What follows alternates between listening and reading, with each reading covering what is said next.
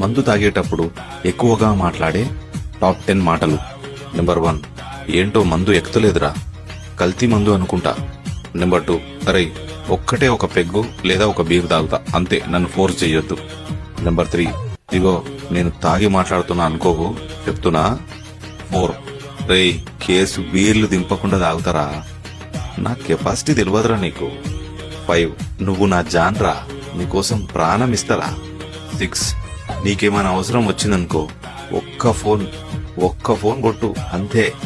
7, ఇప్పుడు ఏమంటావు, పోయి కొడదామా, చెప్పు ఇప్పుడు కొడదామా.